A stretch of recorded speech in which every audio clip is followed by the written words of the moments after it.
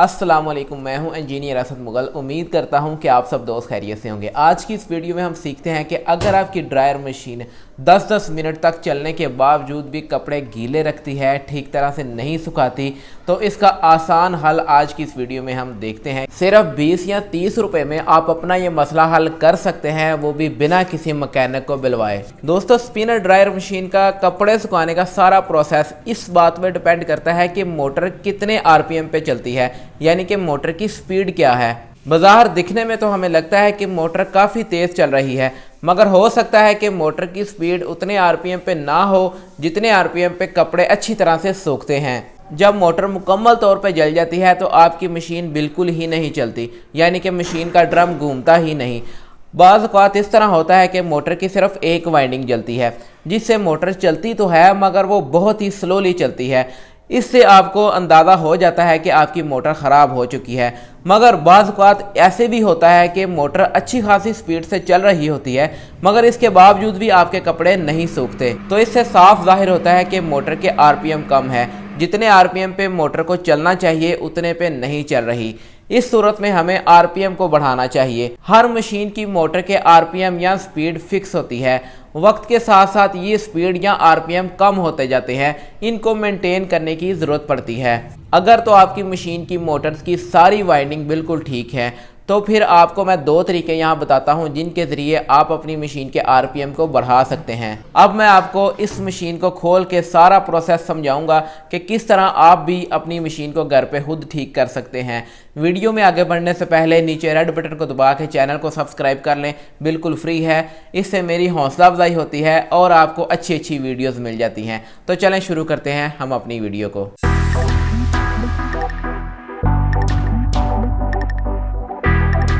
सबसे पहले हम मशीन की मोटर को देखेंगे। मशीन को इस तरह उल्टा करने के बाद निचली साइड पे आपको ये मोटर नज़र आ रही है। अगर मोटर में से खास किस्म की स्मेल आ रही है या वाइंडिंग कॉइल्स की तारें पिघल के एक दूसरे के साथ चिपकी हुई हैं और साथ ही कॉइल्स का एनेमल ब्लैक हो चुका है, तो समझ जाए कि आपकी मोटर की वाइंडिंग जल चुकी है। इसके अलावा जब टाइमर या स्विच जो है जिसे हम ऑन ऑफ करते हैं वो ख़राब हो जाए या कैपेसिटर जल जाए, फिर भी आपकी मोटर स्टार्ट नहीं होती। इन तमाम चीज़ों को आप मशीन का ऊपर वाला ये जो पैनल है इसको खोल के तो चेक कर सकते हैं। इसको खोलने के लिए यहाँ पे आपको कुछ पेच नज़र आएंगे, तो जल्दी जल्दी से हम इन पेचों को खोल लेते हैं ताकि हमारी वीडियो ज़्यादा लंबी ना हो।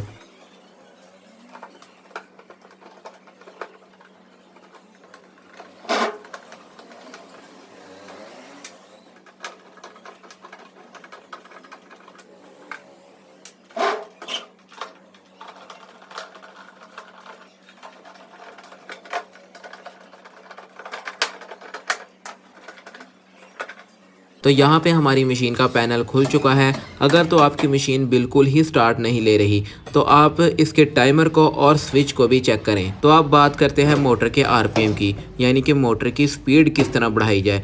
मोटर की स्पीड बढ़ाने के लिए आपको इस तरह का एक पुर्जा चाहिए। ये आपको किसी भी इलेक्ट्रॉनिक्स की शॉप से आसानी मिल जाएगा। डिस्क्रिप्शन में मैं इसका नंबर वगैरह डाल दूंगा, आप वहां से पढ़ के तो इसको आसानी ख़रीद सकते हैं। इस पैनल के अंदर या मोटर के पास डब्बी की तरह का एक आपको पार्ट नज़र आएगा जिसके अंदर से दो तारें निकल रही होंगी।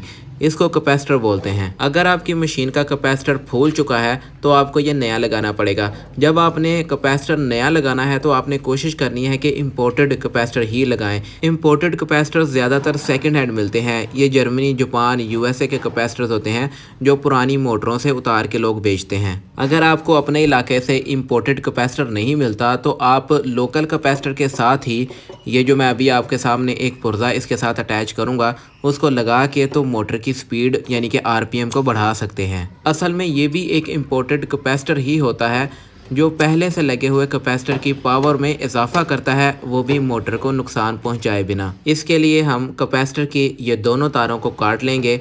तारों को काटने के बाद इसका ऊपर से इंसुलेशन उतारेंगे। दोस्तों, आपके जहन में एक सवाल आया होगा, क्यों ना ये जो कैपेसिटर लगा हुआ है इससे बड़ी वैल्यू का अगर कैपेसिटर लगाया जाए। असल में बड़ी वैल्यू का कैपेसिटर लगाने से स्पीड में थोड़ा सा इजाफा ज़रूर होता है, मगर उसके साथ साथ बिजली की कंजप्शन भी बढ़ जाती है और साथ ही साथ आपकी मशीन की मोटर गर्म होने लग जाती है। ये जो हम छोटा सा पुर्जा कैपेसिटर के साथ अटैच करेंगे इसका ये काम होगा कि ये जो वीक हो चुका होता है कैपेसिटर उसको मेंटेन करेगा और साथ ही साथ मज़ीद कैपेसिटर को वीक होने से बचाएगा, क्योंकि इसके अंदर ज़्यादा हाई वोल्टेज के स्पाइक्स को अब्जॉर्व करने की सलाहियत होती है और ये कैपेसिटर को फूलने भी नहीं देता। कैपेसिटर की तारों को काट कर छीलने के बाद ये जो पुर्जा है ये आपको किसी भी इलेक्ट्रॉनिक्स की शॉप से बआसानी मिलेगा 20 या 30 रुपए का। एग्जैक्ट प्राइस आप कंफर्म कर लीजिएगा। इसको आपने अपने पहले वाले कैपेसिटर के पैरेलल में लगाना है। पॉजिटिव और नेगेटिव टर्मिनल यहाँ पे कोई नहीं है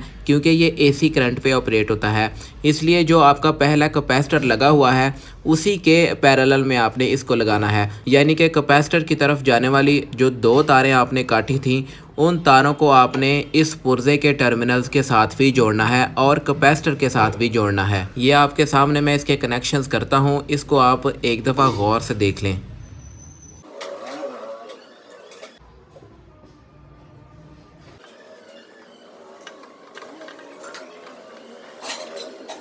ये आप देख सकते हैं कि हमारे फाइनल कनेक्शंस मुकम्मल हो चुके हैं, जो कि बहुत ही आसान है।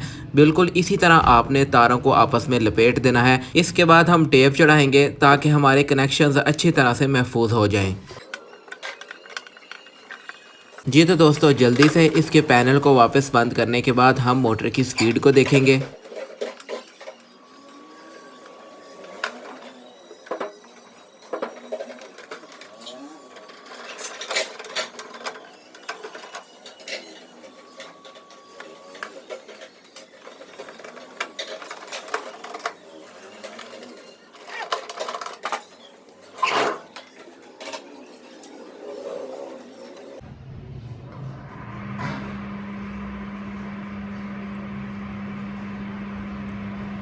दोस्तों, अगर वीडियो पसंद आई है तो इसको लाइक ज़रूर कीजिएगा। अगर आपका कोई मसला है या आप कुछ पूछना चाहते हैं तो मुझे कमेंट करके पूछ सकते हैं, मैं इंशाल्लाह बर वक्त रिप्लाई करूंगा। मिलेंगे इंशाल्लाह एक नई वीडियो के साथ, तब तक के लिए अल्लाह हाफिज़।